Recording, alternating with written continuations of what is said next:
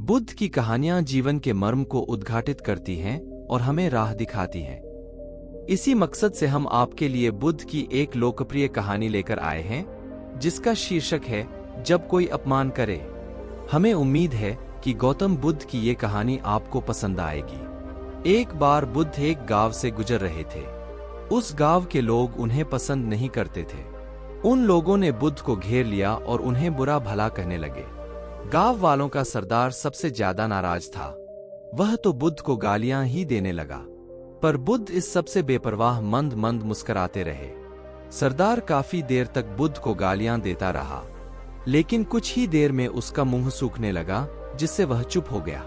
यह देखकर बुद्ध बोले, अगर तुम्हारी बातें समाप्त हो गई हों तो मैं आगे बढ़ूं। मुझे आगे वाले गांव में जाना है। वहां के लोग मेरी प्रतीक्षा कर रहे होंगे। यह देखकर गांव का एक व्यक्ति बोला, हम लोग तुम्हारा अपमान कर रहे हैं, तुम्हें गालियां दे रहे हैं, लेकिन तुम इसका जवाब देने के बजाय मुस्कुरा रहे हो। तुम इसकी प्रतिक्रिया क्यों नहीं देते? बुद्ध बोले, वत्स, तुमने आने में तनिक देर कर दी। यदि तुम 10 वर्ष पहले आए होते तो मजा आ जाता, क्योंकि 10 वर्ष पहले मैं भी तुम्हारी तरह था। अगर उस समय तुम मुझे बुरा भला कहते, गालियां देते, तो मैं भी क्रोधित हो जाता। मैं तुम्हें इससे भी अधिक गालियां देता। हो सकता है हाथापाई पर भी उतर आता। पर अब मैं आगे बढ़ गया हूं। अपना क्रोध, घृणा सब पीछे छोड़ आया हूं। अब मैं उस जगह पर पहुंच गया हूं जहां तुम्हारी गालियां पहुंचने में असमर्थ हैं। तुमने मुझे गालियां दी, यह तुम्हारी भावना है, लेकिन तुम्हारी यह भावना मुझ तक पहुंच ही नहीं रही। मैं इससे आवेशित तभी होऊंगा जब मैं इसमें भागीदार हो जाऊंगा, जब मैं इन्हें स्वीकार कर लूंगा। लेकिन मैं तो तुम्हारी इस क्रिया से निरपेक्ष हूं, इससे बहुत दूर हूं। इसलिए मैं अब भी पहले की तरह शांत हूं। यह सुनकर सरदार बोला, अरे ऐसे कैसे? मैंने तो तुम्हें गालियां दी हैं और वो पूरे गांव वालों के सामने दी हैं। फिर उसे लेने या न लेने का क्या मतलब है?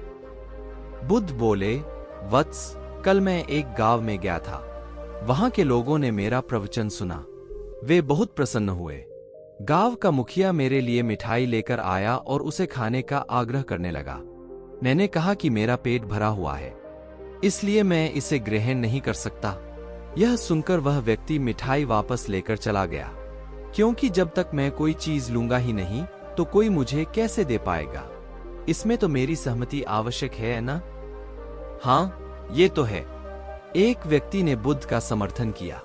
बुद्ध ने पुनः पूछा, जब मैंने मिठाई लेने से मना कर दिया तो उन लोगों ने उसका क्या किया होगा? उन्होंने मिठाई अपने घर वालों में बांट दी होगी। एक व्यक्ति ने जवाब दिया। बुद्ध ने कहा, ठीक कहा तुमने। उस मिठाई की तरह ही तुम मेरे लिए गालियां लेकर आए हो और चाहते हो कि मैं इन्हें ग्रहण कर लूं। पर भाई, मैं इन्हें लेता ही नहीं। अब बताओ, तुम इनका क्या करोगे? उस व्यक्ति के पास इसका कोई जवाब नहीं था। बुद्ध पुनः बोले, मुझे तुम पर दया आती है वत्स। अरे, क्रोध तो मुझे तब आएगा जब मैं ये गालियां ले लूंगा, और जब मैं गालियां लेता ही नहीं तो क्रोध का तो सवाल ही नहीं उठता। बुद्ध की बातों पर सरदार ने कोई प्रतिक्रिया नहीं दी। शायद वह कुछ सोच रहा था। बुद्ध बोले, मैं अपनी आंखों से देख रहा हूं कि गाली एक कांटा है, जिसे देने वाला व्यक्ति और लेने वाला व्यक्ति दोनों क्रोध से पागल हो जाते हैं। तो फिर तुम ही बताओ कि मैं आंखें रहते हुए भी कैसे कांटों पर चलूं? आंखें रहते हुए मैं कैसे गालियां ले लूं? और होश में रहते हुए मैं कैसे क्रोधित हो जाऊं? इसलिए मुझे क्षमा करो वत्स, मैं तुम्हारा उपहार ग्रहण करने में असमर्थ हूं। कहते हुए बुद्ध ने अपने हाथ जोड़ दिए। बुद्ध की बातें सुनकर सरदार लज्जित हो गया। उसकी आंखें छलछला आईं। उसने कुछ कहना चाहा, पर उसके होठों ने जवाब दे दिया, और जब उससे रहा नहीं गया तो वह बुद्ध के चरणों में गिर पड़ा। दोस्तों, हमें से ज्यादातर लोग यही समझते हैं कि हमारे दुखों का कारण कोई दूसरा व्यक्ति है, और जब हम ऐसा मानते हैं तो हम अपने सुनियंत्रण की कमी और अक्षमता को अनदेखा कर रहे होते हैं।